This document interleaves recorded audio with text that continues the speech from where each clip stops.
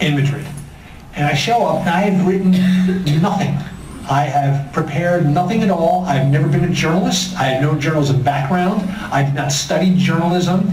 There was no reason for me to be in the same room as this person. So we sit there and we talk for a while, and she stands up and she's like, well, listen, I'm not going to waste your time anymore. You got the job. But it's in Portugal. I'm going to make you the bureau chief in Lisbon. And I start to go, well, she's like, don't give me any wells. The only reason I hired you is because you kind of remind me of a guy that was a singer for the Fine Young Cannibals. And I don't know, I just got a hunch about you. I said, at that point, I didn't speak Portuguese. I'd never been to Portugal. Clearly had never worked for a news agency. And I thought, well, if she's going to give me this job, I'm just going to take it and bolt for the door. So I said, well, thank you very much.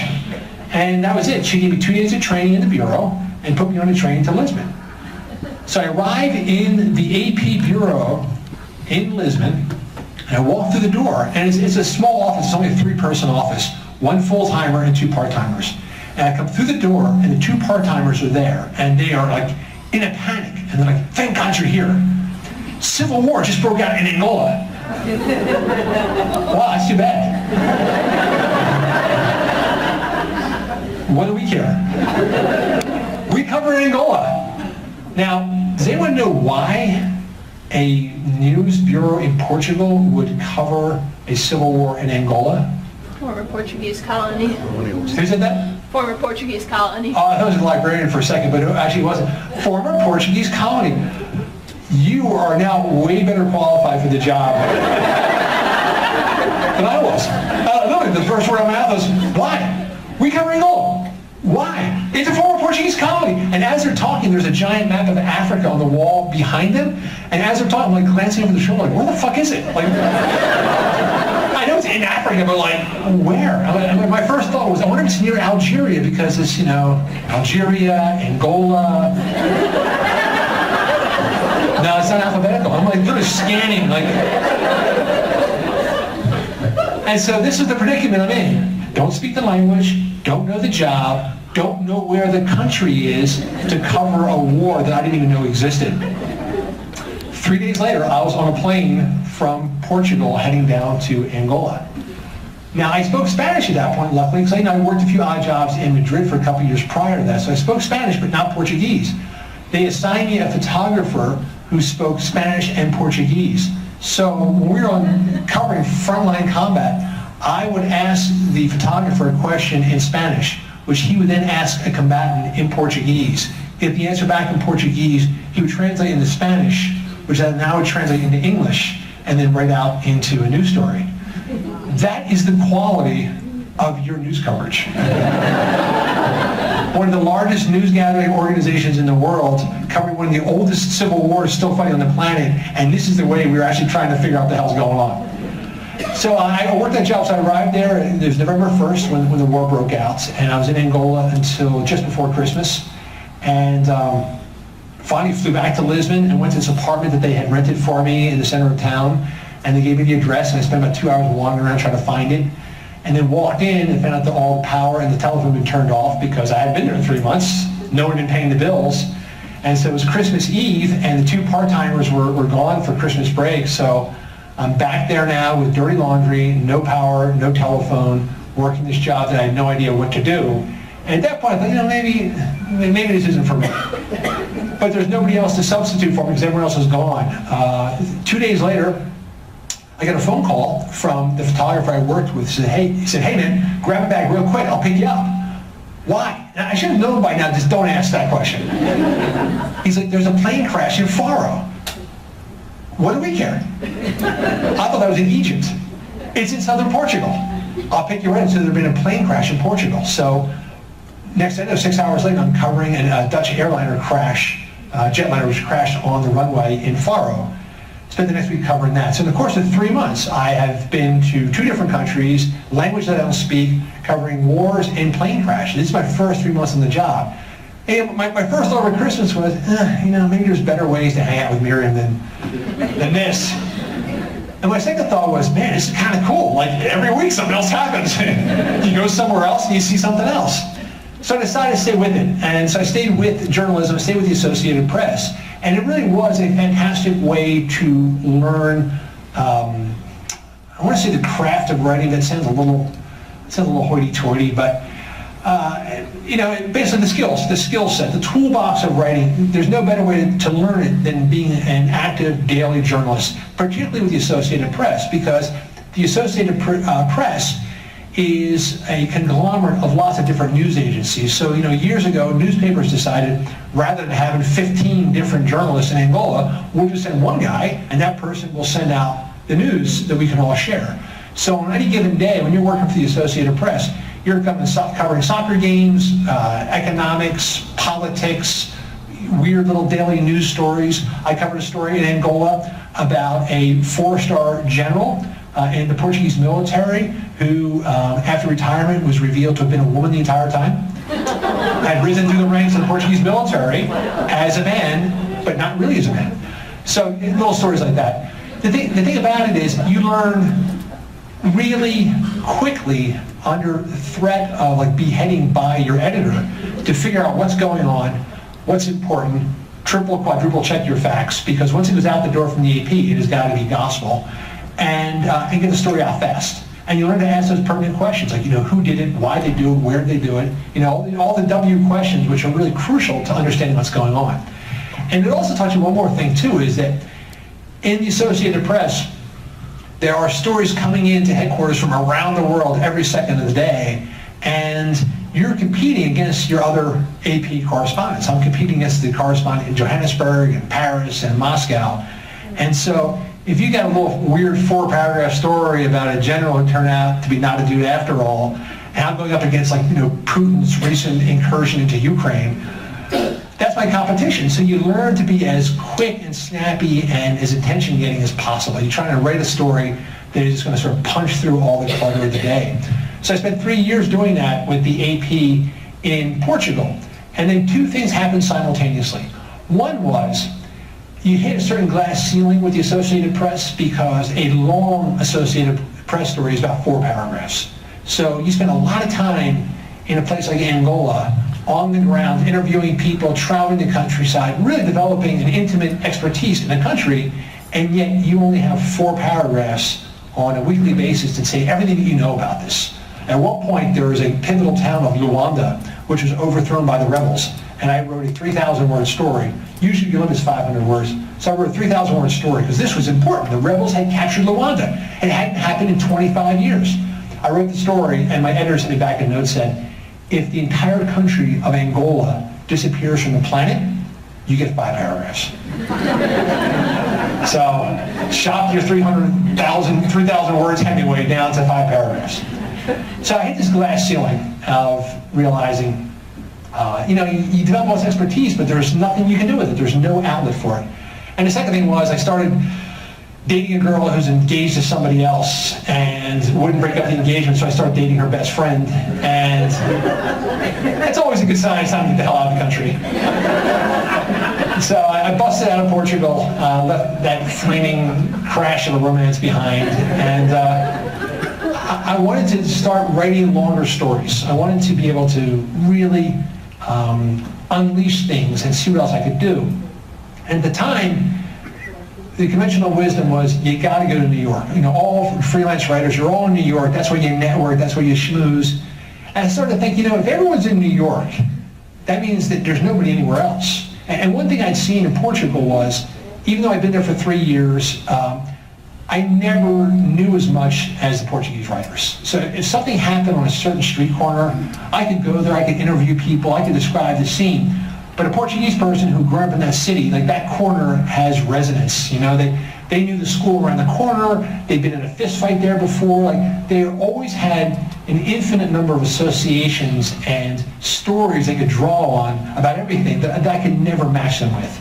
And so I thought, it's the smart move if you're trying to make your name as a freelance writer is play to strength.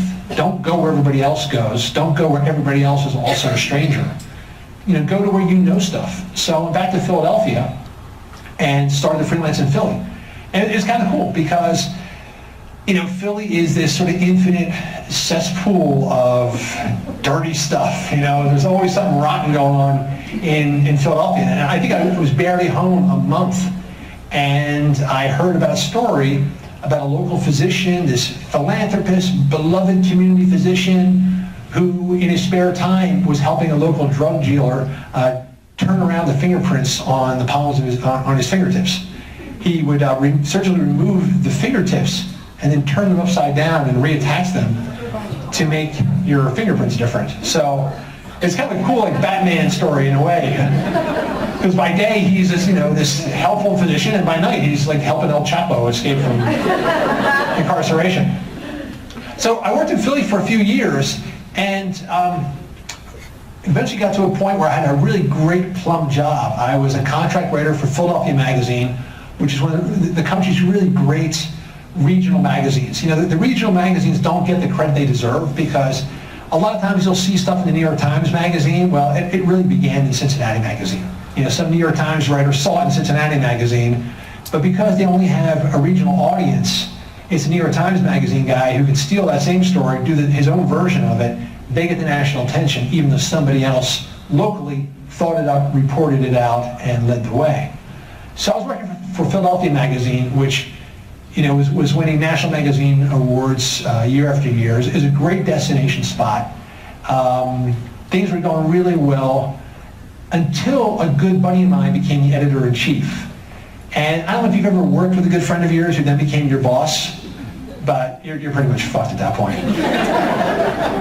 And he and I were just in contention all the time, until the point when my second daughter was born. 1 week later, he and I got into an argument. I was like, hey man, if you don't like it, go ahead and fire me. He's like, you're fired. Fine. And as I'm in the elevator heading downstairs, like, oh yeah, that's our health insurance. With a 1 week old daughter at home alone. So I had to call my wife and break that news to her, that the health care was gone. And so I needed to scramble really quick. Not only was the health care gone, but the only steady paycheck coming through the door was now extinguished. So I had to think fast and come up with some ideas. And one of them was, I'd known about this Mexican pop star named Gloria Trevi, who had somehow mysteriously vanished. One day she's like the Beyoncé of Latin America, and the next day she disappears and she's on federal wanted posters across South America, accused of secretly running this brainwashing sex cult. So that seemed like a pretty good story. I went down to Mexico. I got an assignment from an editor of the New York Times. And again, it's one of the sort of another rare insight into the world of journalism. It's all about lying until you have to tell the truth. You call an editor up and say, hey, you know what? There's this pop star named Gloria Trevi. She disappeared. And the editor's like, you think you can get an interview? Oh yeah, no problem.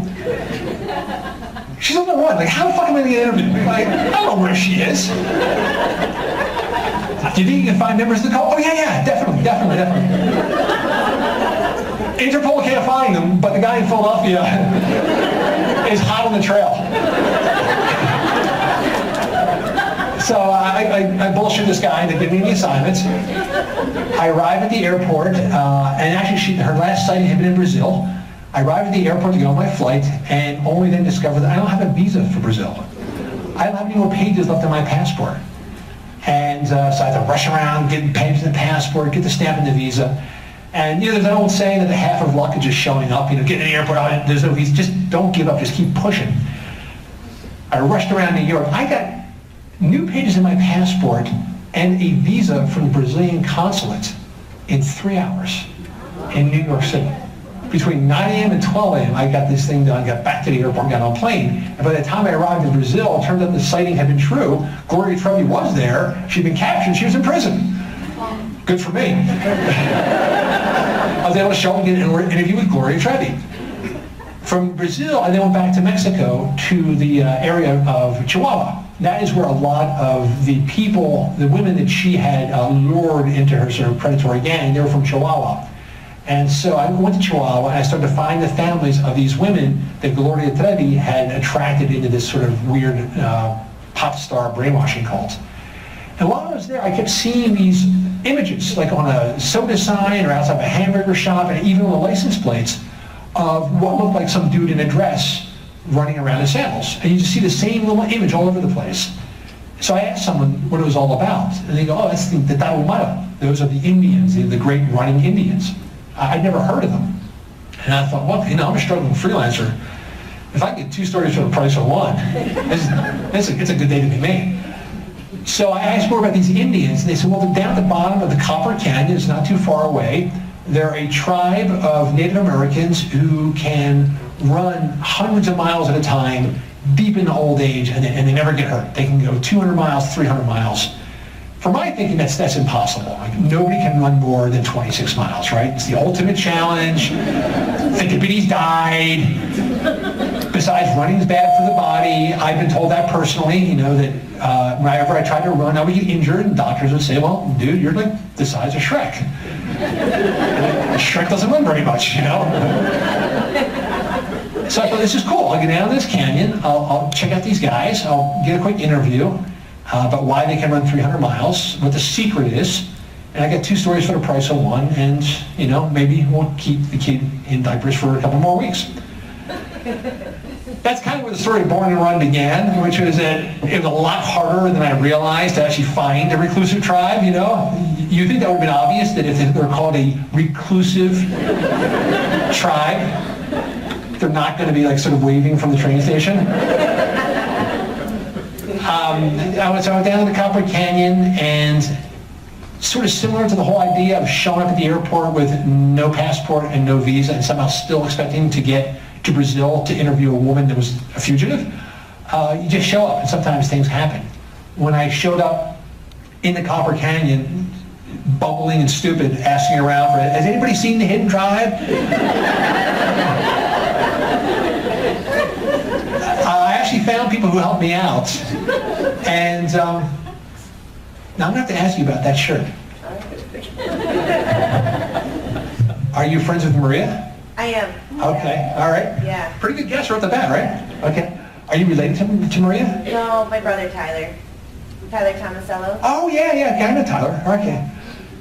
All right. This conversation will go all over the place. So what happened was I found people who helped me out. And in particular, I found a school teacher who ran a little residential school for Tarahumara children at the bottom of the canyon.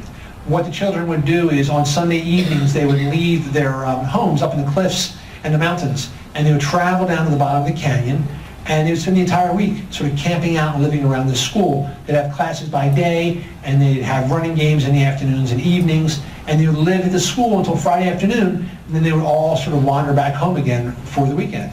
That school teacher had actually left the canyons. He's one of the rare Tarahumara who had left the canyons. He'd gone to Chihuahua to be educated. A lot of Tarahumara do not speak Spanish. They only speak their own native Raramuri language. But this teacher spoke both Spanish and Raramuri, and he was a little bit more receptive to people from the outside world. So he took pity on me, showed me around a little bit, and he said, the guy you really want to talk to is Caballo. I'm like, all right, good. Who's that? The white horse. He's like you. He came down here 15 years ago, and he's been here ever since. He's a gringo that came down here. He's tall like you. He wasn't a runner, and now he runs all over the canyons. I said, great. Where does he live? And I was like, I don't know. Well, how can I find him? I said, well, just ask around. Ask around the canyon for a guy named the White Horse. Why didn't I think of that? But it was bizarre. So I had a guy who was guiding me, and we hiked up out of the canyon. We could only get down there by foot. We hiked up out of the canyon. We get his pickup truck, and we drive out there. We need gas. We pull up this tiny little middle nowhere, one-pump gas station. And we filled the tank. I go inside. I said, by the way, do you know El Caballo Blanco? Oh, yeah. You didn't see him? He was just here. No. Oh, yeah, he was just here 3 hours ago. He went that way. So we drive on like 6 more hours, and we get to another little taco stand. Do you know Caballo Blanco? Oh, yeah. He just had breakfast. Oh, that's his napkin, It was like this for a week. Everywhere we went, everyone knew him. Everyone had just seen him. To the point where, these people people are seriously fucking with me. They're just like, this must be like how you entertain yourself in the Copper Canyon. You're like, oh, the gringo shows up, let's just send him, let's see how long he can chase a guy named the White Horse. And this went on and on and on. It's where I'm like, I'm done. You know, Orique, it's just a train stop away from Chihuahua. It's a flight home. I'm out of here. I'm done. And we went to the last. There's only like 3 hotels in town. Went to 2 of them. Nope, haven't heard of them. Went to the 3rd one. Sure, he'll be back. He'll be back. It's, you know, he's always back by 6. Oh, thank God. Oh, it's actually 6:30. Oh, he must have left. But that's when he showed up. And that's when the story began, because I finally met this guy, Caballo Blanco. The eerie thing about Caballo was that when he first went down to the Copper Canyon, he was about the same age I was at that time. He was my same height exactly, 6'4". He's my same shoe size, which I know because I left him a pair of my running shoes when I left. And he had the same problem I'd had, which was that he was a big guy who was trying to run and was constantly getting injured.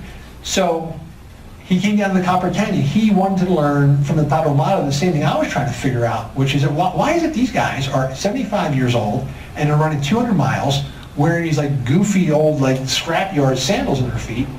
But back home, I'm told 26 miles is a deathly challenge and you need special shoes and you have to have all this equipment and you're probably going to get hurt anyway. That's what Caballo wanted to find out, and he was living proof that the Tarahumara knew what they were talking about because he had lived himself through the transformation. This is a guy now that could run 40, 50, 60 miles at a time, no problem. He would just take a little water bottle and a little bag of ground corn called pinole, the Tarahumara ground corn, and he would set off through the canyons and run indefinitely, you know, on and on.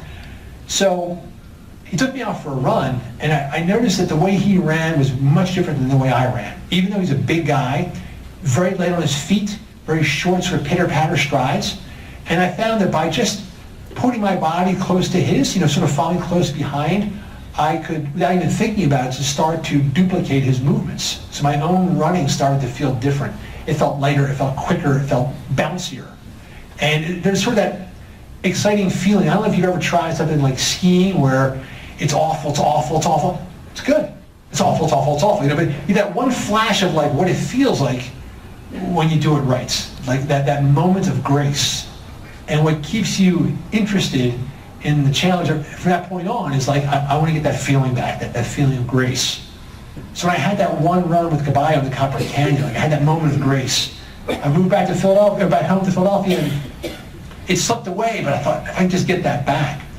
So I spent the next, whatever it was, 9 months practicing running, practicing the art of running, not the challenge of running, not the punishment of running, you know, not the beat yourself up discipline of running, but the art, treating it like a physical fine art, like dance, wondering whether there isn't like a one true way to run. Because they always tell you, you know, you just run the way you run, just buy different shoes. So if you overpronate, buy a different shoe. If you need motion control, buy a different shoe.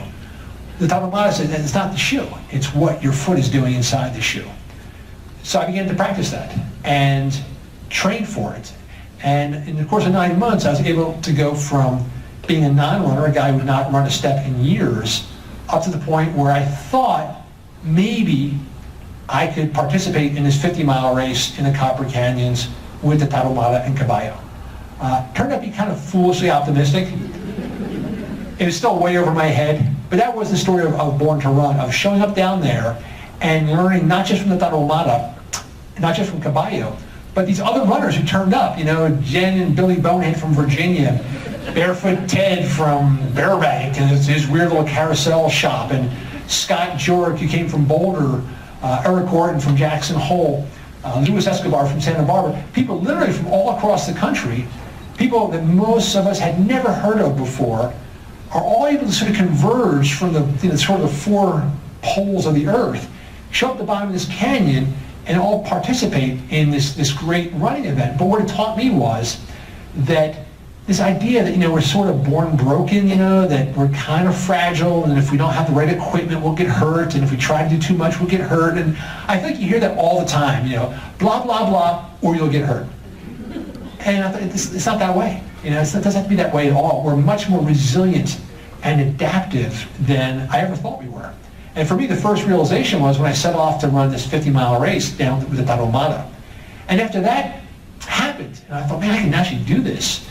it started to open my eyes to lots of other things I thought I could never do. That was the genesis of my next book, Natural Born Heroes, which came out after Born to Run. For this one, I was looking at a story I'd heard about during World War II. And I'd come across it while researching Born to Run, because, you know, again, when I got into this, I wasn't a runner. I didn't really know much about running, so I just bought every book I could possibly find about running. And one of them was called The Cretan Runner. So, you know, I see it on Amazon, one click it, it shows up, I'm like, oh shit, that was $11 down the drain. It's got nothing to do with running. It is called The Cretan Runner because it was actually about foot messengers during World War II, people who ran messages back and forth for the resistance. This guy, the Cretan runner, George Sigandakis, was a shepherd on the Greek island of Crete. And when the Germans invaded, Sigandakis went from being a shepherd to being a foot messenger, a foot runner. And because, you know, what happened was they didn't have like walkie-talkies. So if you're in the resistance, you got two bands 50 miles apart. So if you want to coordinate an attack on the Germans at dawn, I mean, some guy's going to have to take the plan and run it 50 miles. Are you guys okay with this plan? Rather than dawn, can we make it 9 o'clock? Okay, run back. How's 9? 9's good. 9's good. So you go back and forth across this mountain, you know, 50 miles at a time. You can do 200 miles in 36 hours just to deliver these messages. So I thought, now how is this humanly possible? Because you're not just like running through the streets of Flint where someone's handing you a little cup of Gatorade and there's an orange slice and a little silver blanket at the finish, you know, and people going, hey, way to go. You are running through mountains surrounded by 80,000 people that are dying to kill you. You had the most lethal fighting force in human history at that point occupying this tiny island, and the Germans were everywhere on Crete. So you're running through the mountains, behind trees, through rocks, the places where they can't see you, the most inhospitable terrain on the island of Crete. So not only is this guy doing 200 miles, he's doing 200 of the hardest miles you can possibly find. And somehow he's doing this on a starvation diet because there's no food on the island. The Germans have seized everything. This guy is literally living off the land. He's grabbing weeds, things you can find on the ground. That's what he's living on. So I thought, now, if you take this as an engineering problem, like how do you design a machine that can actually physically do this kind of stuff? So I started to research the resistance fighters on Crete during World War II. And I was intrigued because two things happened on Crete which are historic and largely forgotten. The first thing is that, you know, the Germans just basically kicked the crap out of everybody in Western Europe in like a week. You know, they just plowed through every major country, 9 countries, one after the other. You know, France, Belgium, UK, they destroyed everybody until they got to Crete, which at that point was just a small island. It had no standing army. All of the army reserves from Crete had been moved to the mainland. So the only people who had guns and were trained to fight were gone. So when the Germans arrived, this was it. This was their last stepping stone before pushing into Russia to go and capture Moscow. And once they capture Russia, the war's over. The only problem was, when they arrived in Crete, the Cretans put up the first spontaneous resistance in World War II. Every other country, once the army was defeated, basically people just sort of sat back as well. What are you going to do? The Cretans, the Germans were literally falling from the sky in parachutes. And if you're in the kitchen making your oatmeal and you saw the Germans coming down, you put down the spoon, you grabbed the knife, and you ran out the door to fight. The Cretan resistance is crazy. I mean, imagine if a bunch of Germans invaded right now, I'm not positive we would all react exactly the same way. These guys did. So the Cretan resistance began immediately and spontaneously, and it lasted a long time. Hitler expected Crete to be wrapped up in 24 hours.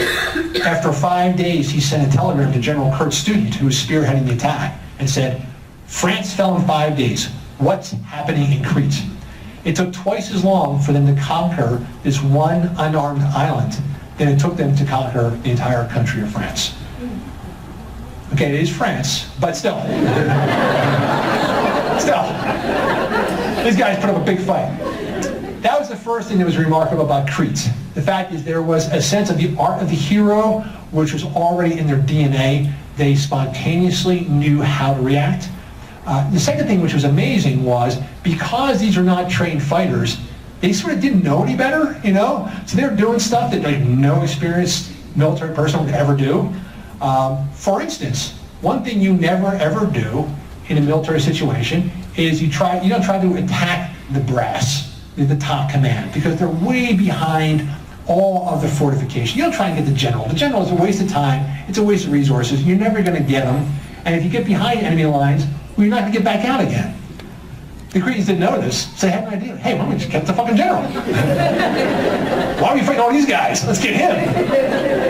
And because they weren't soldiers, they didn't know that this is a really, really bad idea. So they set out to kidnap the commanding general on the island. And they did. They got him. But it's kind of like if you're out fishing, you catch a whale, hey, get the whale! And now what? Now they got the general, but they're on an island. There's nowhere to go. I've hiked back and forth both directions across Crete. You can do it in about a week. You can cover the entire island in like 7 days. So now you had 80,000 seriously pissed off German soldiers. You got a general that doesn't really want to be part of this operation. And you got nowhere to go. You're on an island and you're running circles back and forth. And that's basically what happened. The Greek guerrillas, along with this little band of British misfits who were with them, had the general, and they were on the run. And the Germans are just scouring this island. And Hitler, never known for his sense of humor, was not too pleased that he'd been humiliated by one of his generals being captured by a bunch of shepherds. So he says, basically, by any means necessary, you get the general back and you get the guys, and I want their heads on my desk. So you've got these guys, they are searching by air, they are just buzzing the mountains with planes, they are circling the island with patrol boats, they got guard dogs out there searching, they've got grid searches of soldiers walking up and down the mountains. They cannot find these guys. They can't catch them. They're going everywhere. And these guys are on the run, nonstop, living off the land. After 40 days, they get the general on a fishing boat and get him off into an Allied prisoner of war camp in Egypt. It is the only time in modern military history that a commanding general has been successfully kidnapped from behind enemy lines and put into custody. Done by guys who were completely unqualified for the job. So, it's a cool adventure story, but for me, I was more interested in okay, so, what are the transferable skills? What is it we can actually learn from these guys that we can apply to our own lives? And to me, that was the through line from Born to Run into Natural Born Heroes, is this sense of, I feel like we've been, for too long, fed this notion that as human animals, we're kind of like wimpy, we're kind of weak, we're kind of, we basically ought to be inside, doing things with our thumbs. And every once in a while, you sort of pull back and you realize that, no, actually, we're pretty damn lethal. We're pretty amazing. We are adaptable to almost any environment. We are better in the heat and in the cold than, simultaneously than any other creature. We can adapt to trees, to cliffs, to mountains, to desert, to water, to swamps. Have you guys ever seen Naked and Afraid? They don't do great on that show. They're pretty pissy about the mosquitoes. But the fact is, you can take a couple of humans naked, toss them out there for 3 weeks, and they can survive. Not many other creatures, you take them in an alien environment with no way of finding food, they're not going to last. And that was, to me, was the real message of both Natural Born Heroes and Born to Run. Is a sort of step back away from this fear culture that we've been subjected to, the sense of if you don't buy the right stuff, if you don't learn the right stuff, you're going to get hurt, you're going to get sick, and realize that as animals we're pretty robust. We have a lot of latent skills and adaptability that most of us don't make use of, and that by exploring that animal nature and lost skills that have been around for a very long time, we can awaken things inside of us that are not just really useful, but really fun and invigorating. You feel better, you feel good, you feel kind of more animal-like, which is a really good feeling to have. I'd sort of close with, since Tyler's cousin, is that it? Tyler's sister is here, I want to close with something that is not in Born to Run, and you may or may not be aware of it. After the book came out, it was kind of a cool experience. Those of us who've been down the Copper Canyon for that race in 2006 really kind of bonded in a weird family-like sense. It's the kind of thing where if you've been through something with people together, as much as you think at the time you don't really like them, you can never really fully escape them. Of course, I'm talking about Barefoot Ted, who just bugged the shit out of me at the time. But really come to, and I use this word very, very rarely, I really come to love Barefoot Ted. I love him as a good-hearted guy who is unique and fearless in his own way, and whenever I hear from him, I'm both kind of like, oh boy, this is going to be a while, and at the same time, I'm really glad, because he always brings something to my life that wouldn't have been there otherwise. I'm wearing Barefoot Ted sandals, today, and wear them all the time. So we all became close and tight, and we stayed in touch. And then one day I was in Agoura Hills, California, outside of Los Angeles. And when I arrived, my phone had died earlier in the day. And when I arrived for the event, the host said, hey, someone named Maria has been trying to reach you. She can't get your cell phone. It's an emergency. Call this number. Maria was Caballo's new girlfriend, who he met through the book, by the way. She read the book and contacted him, and somehow he got a girlfriend out of it. So, and have you met Maria? Yeah. It's spectacular, right? Awesome. Awesome. And it's like, man, of all girlfriends to get, the most loving person, just earth mother, nurturing, fantastic, sassy, just the best. So I called her back and said, hey, what's going on? And she said, well, Micah disappeared. And I said, well, he's probably not back from the canyon yet. No, he came back. He was in the Gila Wilderness in New Mexico. He went for a run. He's not back yet. And then, well, it's kind of what the dude does. And I thought maybe she doesn't know him as well as the rest of us. And then she said, well, he left Guadaluco tied up overnight. And I heard that. I was like, this is not good.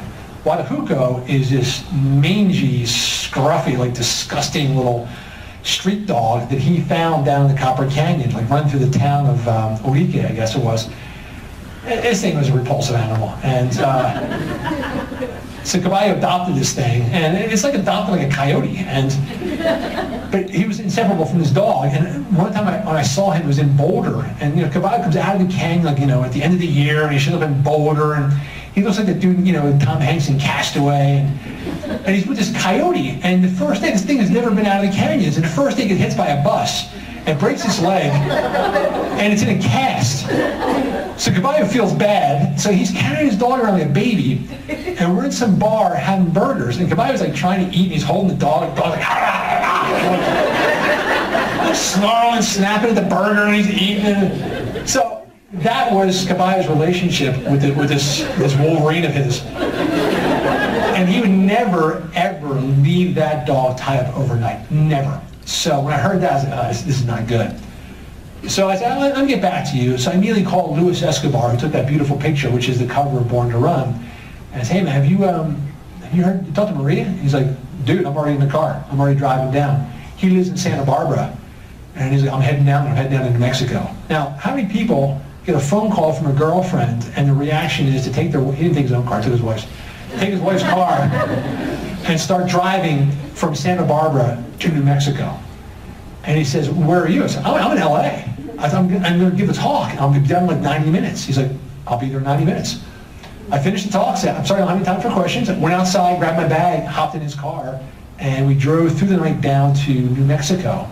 And by the time we got there, again, this is literally the next day, runners were already arriving from around the country. People who'd known Caballo, known about him, were turning up in the wilderness to help look for him. And for 4 days, we were out there doing a search and rescue operation, just fanning out wherever we could. We knew to a scientific fact where he had to be. Several witnesses had seen him running up the trail in a certain direction in the northeast. There's a northeast quadrant. He absolutely, certainly would have to be somewhere in there. After 4 days, someone goes, well, you know what? Knowing this guy, if he has to be there, he's probably there.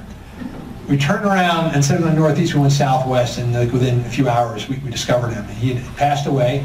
To this day, we don't really know what happened. He had been out for a long run. He was by the side of a creek. He had some scuff marks on him, so he might have taken a bit of a tumble. But he died, weirdly, in the very place where his idol, Geronimo, had died, in the Gila.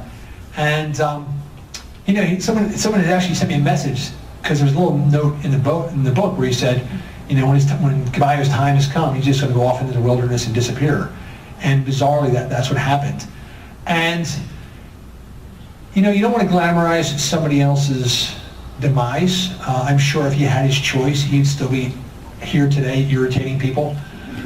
But I'm just really glad that he was able to have created a thing which I think was just so valuable, because the story of Born to Run is the story of Caballo. The book begins and ends with him, and it's with the lesson he gave me, this thing which I've taken ever since then, which is that as human animals, there's something there, back to it and show us how to open ourselves up to it again, then we can be much happier and stronger than we ever thought we could be. And for me, that was a lesson that Caballo left behind, not just for me, but for people like Tyler and Maria and anybody else who's been exposed to his story. So for me, ultimately, the debt of gratitude I owe is really to Caballo for giving me the story in the first place. Born to Run is really his story. So there you go, guys. That was a weird, rambling tale. Sex cults, Indians. And if we have time, I'd be happy to take questions from anybody. Put the microphone in the middle of the room, and if you'd like to come up, we'll have you ask your question from up here. If you like, or if you're shy, you just want to shout something out, you can just... Can we get a second mic? Do you want to come up there? Yes. What role are you going to play in the movie? I'm not sure. The last I heard in the script, I'm not even in it. Yeah, I don't know. It's funny, they have a script, and they're showing it to directors now. They got McConaughey signed on, but they won't show me the script, so it's either something really bad or not at all. So I don't know. I'm waiting to hear. I have a cool movie story. I don't mean to sound egotistical. It's just kind of a cool story, although it would make me sound egotistical to tell it, but for a while, Peter Sarsgaard and Jake Gyllenhaal were going to be involved in the film. And I got a call from my agent saying, hey, Peter Sarsgaard and Jake Gyllenhaal want to go to Leadville and watch the race and do some research. Did you want to go camping with them? Okay.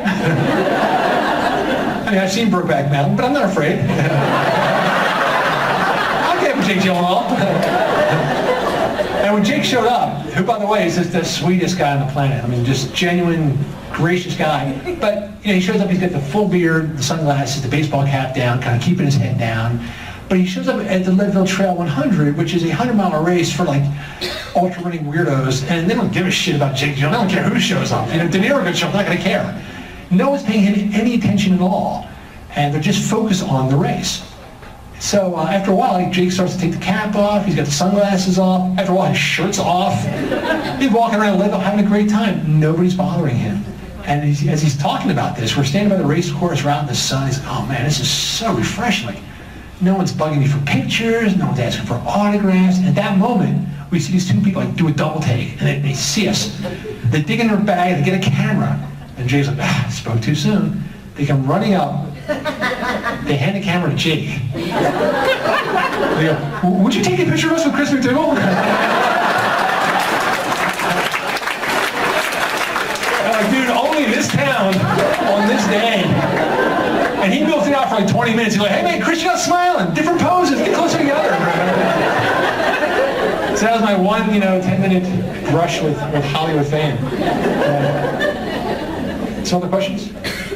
Were any of the characters in the book upset with you after you wrote it? Caballo, of course. It's funny because when the book first came out, Caballo was really grumbly for like a couple of years. He's always had like something snotty remark to make.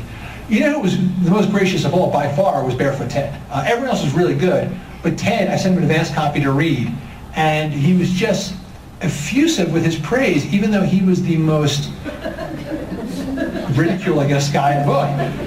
And I actually had to fight. That was actually toned down because I realized that everyone else seems to like it. It's only me and Caballo that's really annoying. So I feel like I had to give him the benefit of the doubt because other people really seemed to like him, even though he just was driving me nuts. So, but he was extremely kind and warm-hearted in his response.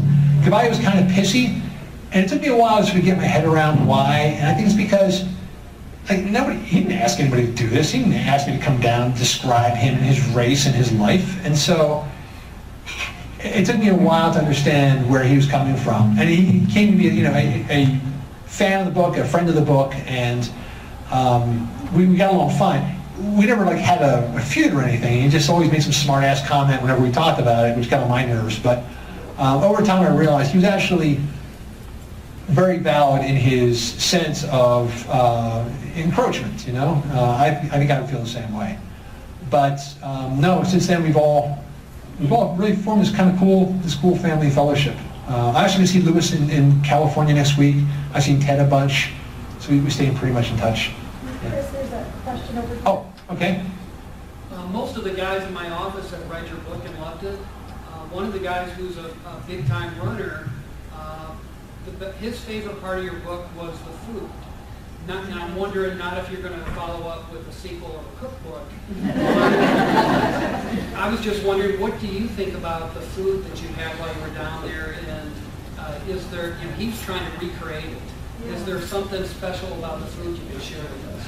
Yeah, it's interesting because I have an editor that I work with, and she was pushing me hard. She said, "You should do a Born to Run cookbook." The thing about it is that I try and draw a line between like stuff I know and stuff I'm just like parroting. Like people also suggest I should do like a how-to running book.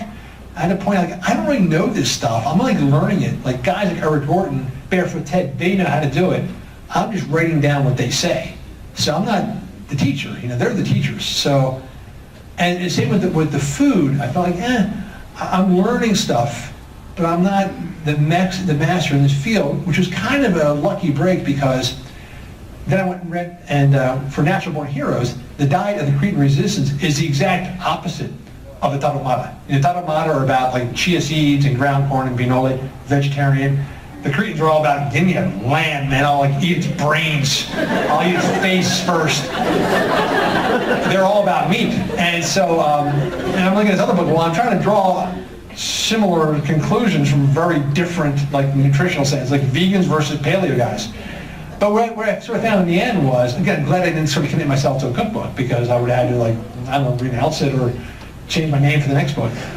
But I think the thinking is the same, and I think cookbooks and diet books are fundamentally flawed.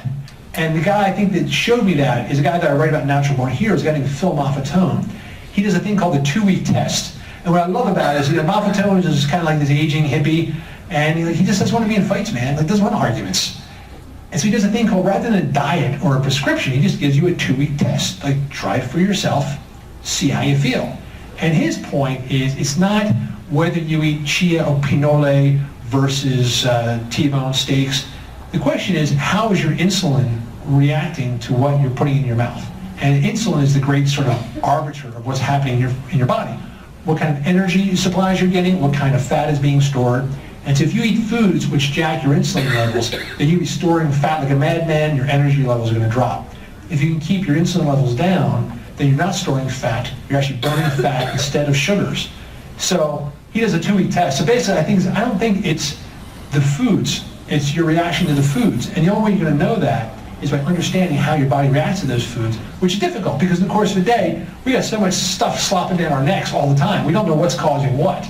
All we know is that by 3 o'clock, there better be a Starbucks nearby. But you can reverse that. Who lives longer? Mortality rates are kind of skewed because the Tarahumara actually do not have a very high life expectancy because the infant mortality rate is sky high. It's very hard to get through those first 9 months if you're at the bottom of the canyon. But if you get beyond that, the quality of life. So both the Tarahumara and the Cretans have very functioning lives deep into old age. So even though both of their mortality rates are pretty low, their functional ages deep into old age tend to be much higher than the average. Obesity rates are much lower. On every scale, they do very well, but with very different diets. And again, I think basically what they figured out is they understand how to eat in a way that fuels their body in a way where they burn fat instead of sugars and are on an energy-driven diet as opposed to a fat-storing diet. Yes? First of all, I would say this is the most inspirational book I've read. I'm just amazed by the research and all that. But the question I Thank you. Have you tried the Tarahumara? Are they still as exclusive as they were 10 years ago? Or do they participate in any other races now? The second question is, have you been in touch with them? Do you go there or talk to them? The questions are whether the Tarahumara are as reclusive as they had been 10 years ago when we went down there, and whether I still have any contact with them. And yes and no. The Tarahumara have been sort of in a tough bind because the cartels are really squeezing closer and closer to their homelands in the bottom of the canyons. 2 years ago, Caballo's race actually had to be canceled because the cartels were so violent and so present in the area where the race was that Caballo's girlfriend Maria decided it's too risky to have the race, and she actually canceled it. And so now it's kind of on life support whether it's actually safe enough to have the race. So a lot of the Tarahumara that I had come to know when we were down there have scattered and moved to different parts of the canyons. So many of them are actually moving up into the cities. So in a way, the ancestral tribe is starting to disintegrate. It's definitely being frayed as we speak. I've not been back down to the Copper Canyon since then. The first 2 times I went down there, I was like, you know what, it's kind of risky down here, and Caballo's not the best tour guide in the world. Like, he lost 2 of us on the first day. And, you know, as a writer, you got to sort of make a distinction between, like, what's your hobby and what's your job. And sometimes you really can't risk yourself for your hobby. You got to move on to the next job. So, but luckily, some of the Tarahumara have come up, like Arnulfo Kimade, the star of the book. I've seen him actually a couple times. He's come up out of the canyons. I was in Harvard Square last year, right before the Boston Marathon, and I got a phone call from Dan Lieberman. He's like, hey, guess who's here? Arnulfo is in Harvard Square. And I think I have a picture on my phone of Scott Jorick and Arnulfo like slurping noodles in Harvard Square together.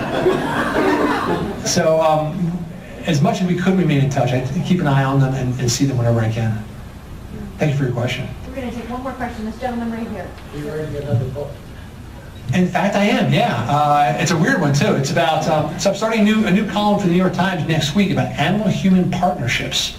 And the book is about a donkey that we adopted last year, who was in pretty bad shape, and a person who helped us rehabilitate the donkey, sort of bring him back to life, said, look, you know, you can't just like stick a ribbon on his tail and stick him out in the field like Eeyore, you know. Animals need a purpose. They got to feel, this one's been abandoned, and it's going to feel despair. You need to work with this animal, you got to give it a job. Well, what job do you give a donkey, you know? And I got this idea, like, you know, they do these races in Colorado where you run in the mountains with your donkey. You run 15 or 30 miles. Oh, yeah. I know. That's the great thing about America. It's like always some like weird thing, you know? Oh, in Colorado, they race with donkeys. Well, why not? So we spent a year trying to train this donkey to go on from basically being, the vet actually suggested putting him down. It was like, he's a bad shape, you should probably put him down. Trying to take him from there up to the point where he could run a 15-mile race in the Rocky Mountains. And so that's what I'm working on now. Sure we can't do one more question? Yes. I'm just dying to know what happened to the kids. How are they today? Well, I'm really glad you asked. I can answer Billy a little bit better. So Billy and Jen broke up shortly after she punched him in the face. And yeah, it was like 4 o'clock in the morning, and they got in an argument, and she punched him in the face. They're living in Oregon then. He moved to Hawaii and got a job working as a guide and counselor for troubled teens who were on wilderness programs. And which in a way is kind of perfect for a bonehead, you know? And he did that for a while, then he got his teaching degree, and he now works with basically the hardest of the hard cases on the big island of Hawaii. And we were there recently, we saw him, took us out hiking, so basically smokes a lot of weed, does a lot of surfing, does a lot of running, but is a really great teacher. He was saying with these kids, they come in, and these are like local Hawaiian kids, these are tough kids, and he'll like jump up on his desk and go, you think you're crazy? You just rent crazy. I own crazy. And so he's doing really well. Found him for a bonehead. Jen has become like this Tinkerbell, man. She's like all over the place. Check her out like Instagram and Twitter, because every week she's somewhere else. She's gotten into like endurance skiing in Italy. She does raft tours in Oregon. She does she's been hiking 14ers in Colorado. So somehow like she has like threaded together a lifestyle where she just like plays nonstop. But so I guess we're doing pretty well. At this time, why don't we give Chris another round of applause? Thank you.